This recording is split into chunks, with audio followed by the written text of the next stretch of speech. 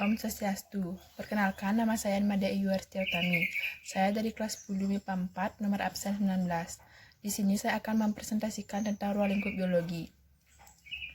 Biologi berasal dari bahasa Yunani yaitu kata bios dan logos. Bios yang artinya hidup dan logos yang artinya ilmu.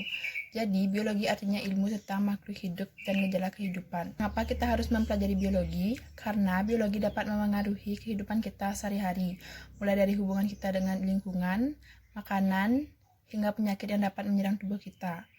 Dengan memahami biologi, diharapkan kita dapat memahami diri kita dan kehidupan di sekitar kita. Cabang-cabang biologi.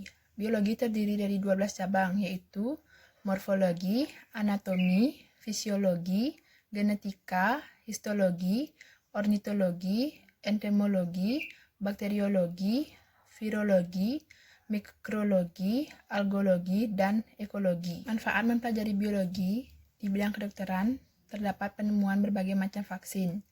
Di bidang industri makanan dan minuman terdapat bioteknologi. Di bidang industri tekstil terdapat budidaya ulat sutra. Di bidang pertanian terdapat bibit unggul pada tumbuhan melalui persilangan ilmu genetika, dan di bidang peternakan terdapat inseminasi buatan. Struktur organisasi kehidupan terdiri dari 10 struktur, yaitu pertama, molekul. Molekul adalah sekumpulan dari beberapa atom. Yang kedua, sel. Sel adalah bagian dari terkecil dalam suatu organisme. Yang ketiga, organisme. Organisme adalah sekumpulan dari beberapa sel. Yang keempat, organ. Organ adalah kumpulan dari beberapa jaringan yang membentuk suatu organ. Dan yang kelima, sistem organ. Sistem organ adalah kumpulan dari beberapa organ mempunyai fungsi tertentu. 6. Individu. Individu adalah makhluk hidup tunggal yang memiliki sifat hidup. Yang ketujuh, populasi. Populasi adalah sekelompok organisme dari suatu spesies yang sama. Yang kedelapan, komunitas. Komunitas adalah sebuah kelompok yang terdiri dari berbagai spesies. Yang kesembilan, ekosistem. Ekosistem adalah suatu sistem yang mencakup semua organisme. Dan yang ke-10, bioma. Bioma adalah ekosistem besar yang meliputi suatu daerah. Langkah-langkah dalam metode ilmiah adalah sebagai berikut. 1. Merumuskan masalah. 2. Pengumpulan data. 3. Penyusunan hipotesis. 4. Eksperimen. 5. Kesimpulan. 6. Uji kesimpulan. Bekerja ilmiah. Sikap-sikap ilmiah dalam bekerja ilmiah. 1. Dapat membedakan fakta dan opini. 2. Berani dan santun dalam mengajukan pertanyaan dan berargumentasi. 3. Mampu mengembangkan keinginan tahuan.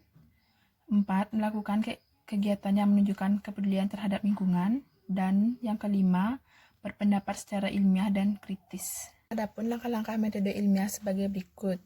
1. Mengamati. 2. Mengelompokkan. 3. Mencari hubungan. 4. Meramalkan. Kelima, membuat hipotesis. Keenam, bertanya. Ketujuh, penerapan atau aplikasi. Kedelapan, merencanakan percobaan. Kesembilan, mengomunikasikan. Kerja ilmiah, sikap-sikap ilmiah dalam bekerja ilmiah. 1. Dapat membedakan fakta dan opini. 2. Berani dan santun dalam mengajukan pertanyaan dan berargumentasi. 3. Mampu mengembangkan keinginan tahuan. Keempat, melakukan kegiatan yang menunjukkan kepedulian terhadap lingkungan. Dan yang kelima, berpendapat secara ilmiah dan kritis. Sekian presentasi dari saya. Jika ada kesalahan kata, mohon dimaklumi. Sekian, terima kasih. Akhir kata, saya tutup dengan Parama Santi. Om Santi, Santi, Santi, Om.